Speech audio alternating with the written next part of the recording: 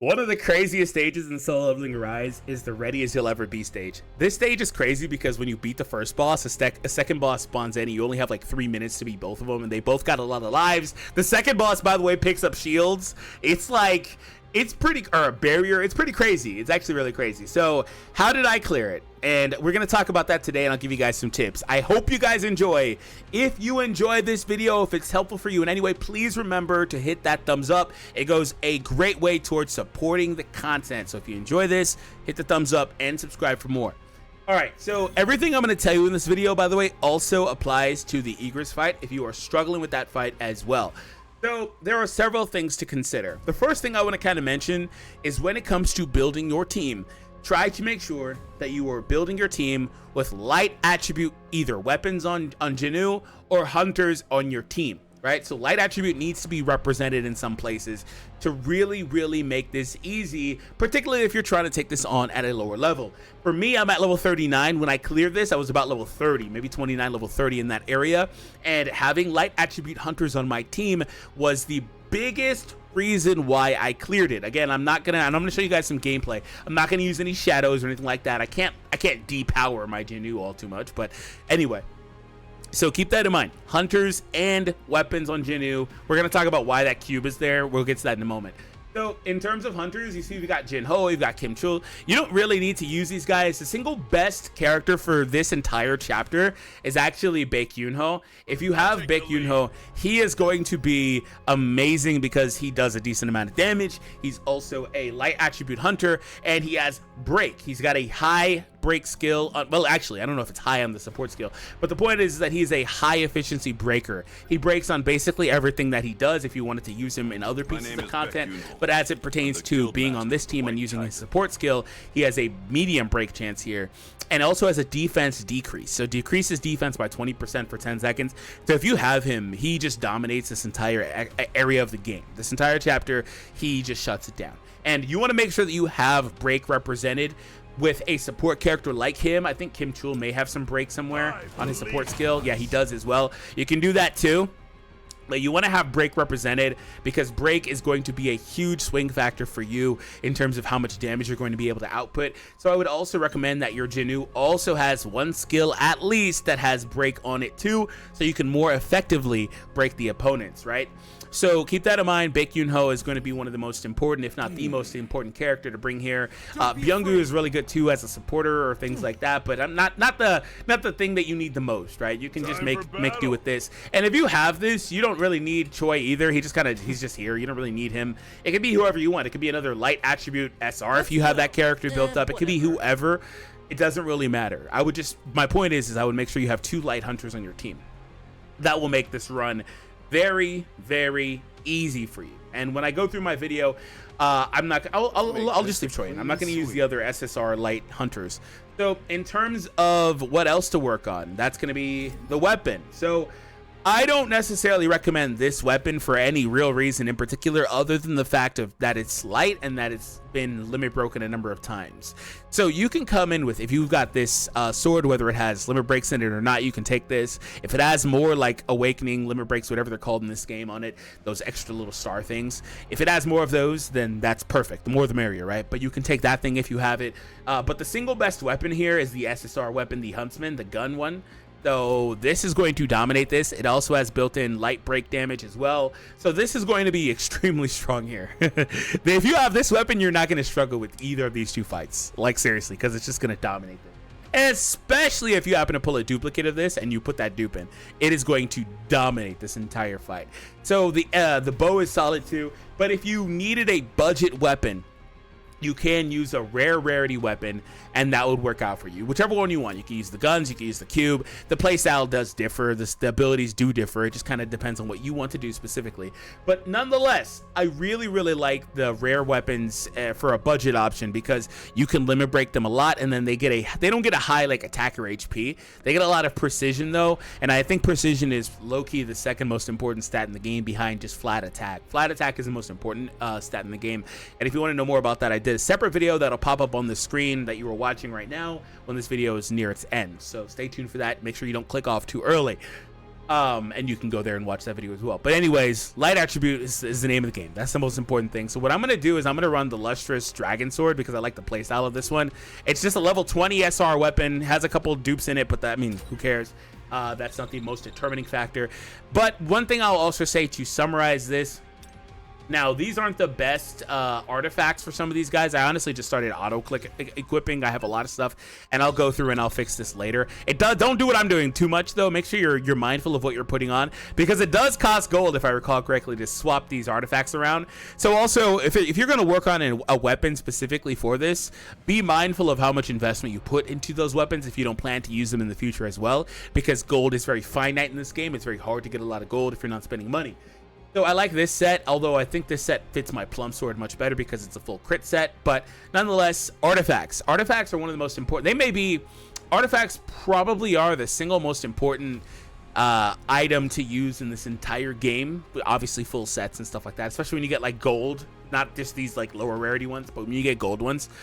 They're the single most important item set in the entire game because of the stat gain that you can get from them, the bonus effects you can get from them, etc. So do be mindful of those as well. Make sure you have artifacts on your hunters, and you will have a much easier time.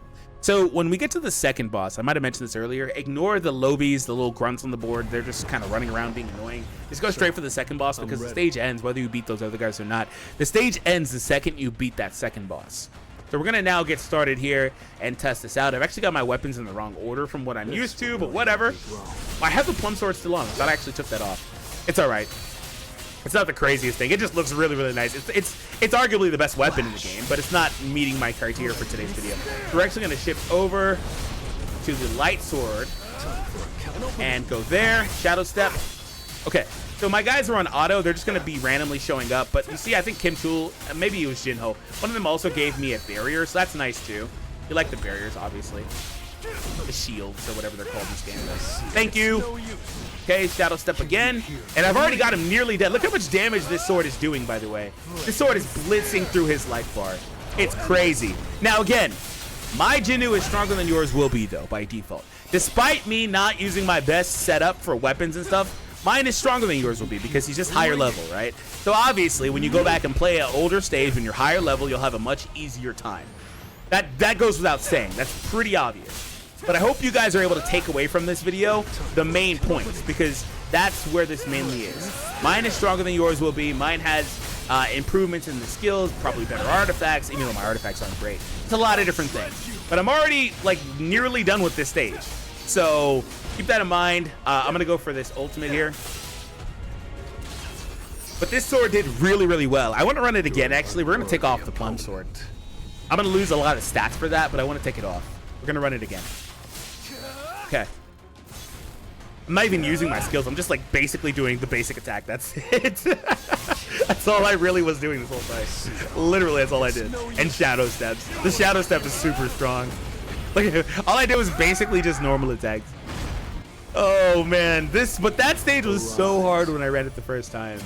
I haven't ran it since, and I completed it. Okay, yeah, that stage was so hard, and I was so shocked to see that there was a second boss at the end of the stage, because I thought I was done, and I barely beat the guy in time, and I thought I was done.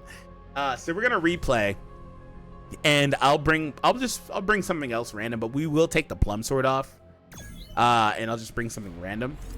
So instead of that, we'll just put on, I don't want to use the scythe. The scythe is a free-to-play weapon, though. You get that, well, you get it pretty late, though. You get it on chapter 12 or so. I will put the bow on. It's level 1, but I've never actually used it. I've just read its details. I just lost 5,000 stats. I just lost 5,000. Okay. This will be much closer this time. Yeah, I've just read its details. I haven't actually used it. It's why it's level 1. Also, it's really hard not only to get gold, it's really hard to get the materials to enhance weapons as well, too.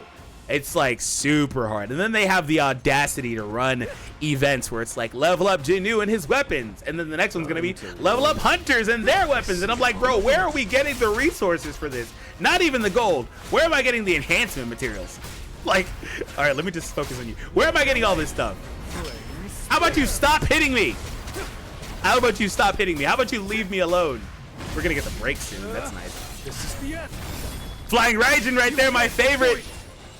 Yeah, oh my god, my hits are doing so much less damage. It's not even funny. They're doing the damage is so much worse. Oh, stop moving. The damage is so much worse. But it's still not the worst. We can still clear it with this damage. I'm gonna need a break here though. I haven't even been using the ruler's authority there. I dodged early. I dodged early twice, but thankfully we got the shield on, so we're good. And the break came in clutch. I love when he just sends them flying after they've already gone up like that. I'm not sure we're gonna get this one in time. It's gonna be close. I'm gonna have to rely on my ultimate for this one. Oh, he swings multiple times with this attack. That's right. So annoying. This bow Loki is doing absolutely nothing. Don't bring a level 1 weapon, goddammit. Oh, well, you can do it if you have like a main weapon that's leveled, but I wouldn't bring like 2 low level weapons. With the jokes. I don't want to use my ultimate here. I want to save it. The problem with saving it, or not using it though, the problem with saving it is that I might be able to mess around and get a second one if I use it. This guy's like already dead though. I'm impenetrable with the shield right there, so we don't have to worry about it. Yeah, level 1 weapon is not the way to do this. Let's go right here early. Yeah, just see zeros. God damn it. God damn it. Okay, we did some damage. I was gonna say, bro, what happened? Why did I see zeros? Oh man, that's too funny. Can you hear the ringing? Ah, okay.